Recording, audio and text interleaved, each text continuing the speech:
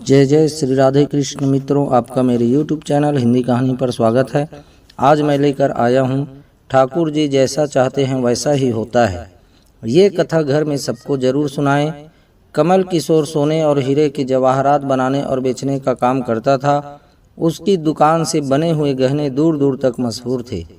लोग दूसरे शहर से भी कमल किशोर की दुकान से गहने लेने और बनवाने आते थे। चाहे हाथों के कंगन हो, चाहे गले का हार हो, चाहे कानों के कुंडल हो, उसमें हीरे और सोने की बहुत सुंदर मीनाकारी होती कि सब देखने वाले देखते ही रह जाते। इतना बड़ा कारोबार होने के बावजूद भी कमल किशोर बहुत ही शांत और सरल स्वभाव वाला व्यक्ति था। उसको इस माया का इतना रंग नहीं चढ़ा हुआ था।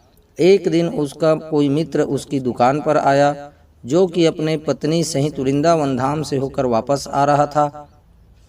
तो उस मित्र ने सोचा कि चलो थोड़ा सा प्रसाद अपने मित्र कमल किशोर को भी देता चलूं। उसकी दुकान पर जब वह पहुंचा तब कमल किशोर का एक कारीगर एक सोने और हीरे जड़ित बहुत सुंदर हार बनाकर कमल किशोर को देने के लिए आया था। कमल किशोर उस हार को देख ही रहा था कि उसका मित्र उसकी दुकान पर पहुंचा। कमल किशोर का मित्र अपने साथ वृंदावन से एक बहुत सुंदर लड्डू गोपाल जिसका स्वरूप अत्यंत मनमोहक था साथ लेकर आया था। जब उसका मित्र दुकान पर बैठा तो उसकी गोद में लड्डू गोपाल जी विराजमान थे। कमल किशोर लड्डू गोपाल जी के मनमोहक रूप में सौंदर्य को देखकर अत्यंत आनंदित हुआ। उसने अपने हाथ में पकड़ा हुआ हार उस लड्डू गोपाल के गले में पहना दिया और अपने मित्र को कहने लगा कि देखो तो सही, इस हार की शोभा लड्डू गोपाल के गले में पड़ने से कितनी बढ़ गई है। उसका मित्र और कमल किशोर आपस में बातें करने लगे। बातों बातों में ही उसका मित्र लड्डू गोपाल को हार सहित लेकर चला गया। दोनों को ही पता न चला कि हार लड्डू गोपाल के गले में ही पड़ा रह गया है। कमल किशोर का मित्र अपनी पत्नी सहित एक टैक्सी में सवार होकर अपने घर को रवाना हो गया। जब वह टैक्सी से उतरे तो भूलवश लड्डू गोपाल जी उसी टैक्सी में रह गए।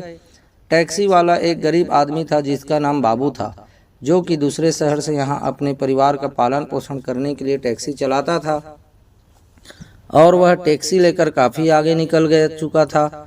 आज उसको अपने घर वापस जाना था, जो कि दूसरे शहर में था। जब टैक्सी लेकर बाबू अपने घर पहुंचा तो उसने जब अपनी टैक्सी की पिछली सीट पर देखा तो उसका ध्यान लड्डू गोपाल जी पर पड़ा, जो कि बड़े शाही तरीके से पिछली सीट पर गले में हार धारण करके सुंदर सी पोशाक पहनकर हाथ में बांसुरी पकड़े हुए पसर कर बैठे हुए हैं। बाबू यह देखकर एकदम से घबरा गया कि यह लड्डू गोपाल जी किसके हैं, लेकिन अब वह दूसरे शहर से अपने शहर जा चुका था, जो कि काफ़ी दूर था और वह सवारी का घर भी नहीं जानता था। तो वह दुविधा में पड़ गया कि वह क्या करे। लेकिन फिर उसने बड़ी श्रद्धा से हाथ धोकर लड्डू गोपाल जी को उठाया और अपने घर के अंदर ले गया।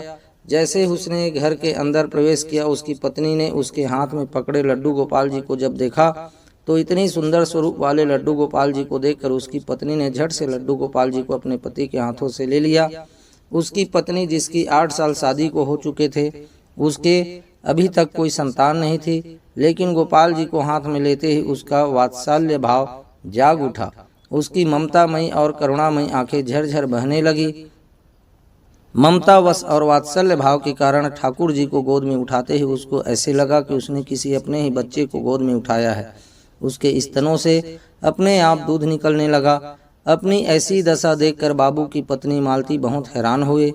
उसने कस कर गोपाल जी को अपने सीने से लगा लिया और आंखों में आंसू बहाती बोलने लगी, अरे बाबू, तुम नहीं जानते कि आज तुम मेरे लिए कितना अमूल्य रत्न लेकर आए हो। बाबू कुछ समझ नहीं पा रहा था कि मेरी पत्नी को अचानक से क्या हो गया है, लेकिन उसकी पत्नी तो जैसे बावरी सी हो गई थी। वह गोपाल जी को जल्दी जल्दी अंदर ले गई और उससे बातें करने लगी।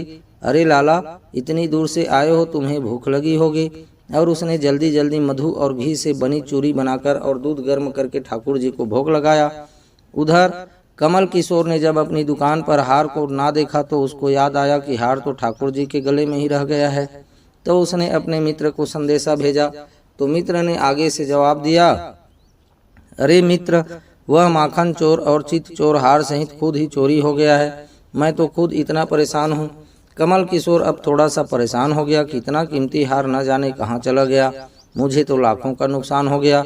लेकिन फिर भी अपने सरल स्वभाव के कारण उसने अपने मित्र को कुछ नहीं कहा और उसने अपने मन में सोचा कि कोई बात नहीं, मेरा हार तो ठाकुर जी के ही अंग लगा है, अगर मेरी भावना सच्ची है तो ठाकुर जी उसको पहने रखें। उधर बाबू और उसकी पत्नी मालती दिन रात ठाकुर जी की सेवा करते।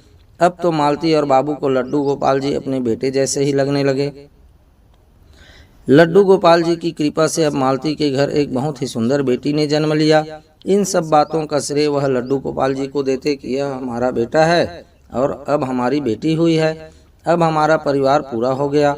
मालती लड्डू गोपाल जी को इतना स्नेह करती थी कि रात को उठ उठ कर देखने जाती थी कि लड्डू गोपाल जी को कोई कष्ट तो नहीं है। ऐसे ही एक दिन कमल किशोर व्यापार के सिलसिले में दूसरे शहर आना पड़ा जहाँ पर बाबू रहता था, लेकिन दुर्भाग्यवश जब वो उस शहर में पहुंचा तो अचानक से इतनी बारिश शुरू हो गई कि कमल किशोर को जहाँ पहुंचना था वहाँ पहुंच ना सका। और तब वहाँ बाबू अपनी टैक्सी लेकर आ गया और उसने परेशान कमल किशोर को पूछा, बाबूजी आप यहाँ क्यों खड़े हो? बारिश तो रुकने वाली नहीं और सारे शहर में पानी भरा हुआ है, आप अपनी मंजिल तक न पहुँच पाओगे और ना ही कहीं और रुक पाओगे। मेरा घर पास ही है, अगर आप चाहो तो मेरे घर आ सकते हो। कमल किशोर, जिसके पास सोने और हीरे के काफ़ी गहने थे, वह अनजान टैक्सी वाले के साथ जाने के लिए थोड़ा सा घबरा रहा था, लेकिन उसके पास कोई और चारा ही नहीं था और वह बाबू के घर उसके साथ टैक्सी में बैठकर चला गया। घर पहुंचते ही बाबू ने मालती को आवाज़ दी कि आज हमारे घर मेहमान आए हैं, उनके लिए खाना बनाओ। कमल किशोर ने देखा कि बाबू का घर एक बहुत छोटा सा लेकिन व्यवस्थित ढंग से सजा हुआ है। घर में अजीब तरह के इत्र की खुशबू आ रही है जो कि उसके हृदय को आनंदित कर रही थी। जब मालती ने उनको भोजन परोसा तो कमल किशोर को उसमें अमृत जैसा स्वाद आया। उसका ध्यान बार बार उस दिशा की तरफ जा रहा था जहाँ पर ठाकुर जी विराजमान थे। वहाँ से उसको एक अजीब तरह का प्रकाश नजर आ रहा था। तो हार कर कमल किशोर ने बाबू को पूछा कि अगर आपको कोई एतराज ना हो तो क्या आप बता सकते हो उस दिशा में क्या रखा है? मेरा ध्यान उसकी तरफ आकर्षित हो रहा है। तो बाबू और मालती ने एक दूसरे की तरफ मुस्कुराते हुए कहा कि वहाँ पर तो हमारे घर के सबसे अहम सदस्य लड्डू गोपाल जी विराजमान हैं। तो कमल किशोर ने कहा, क्या मैं उनके दर्शन कर सकता हूँ?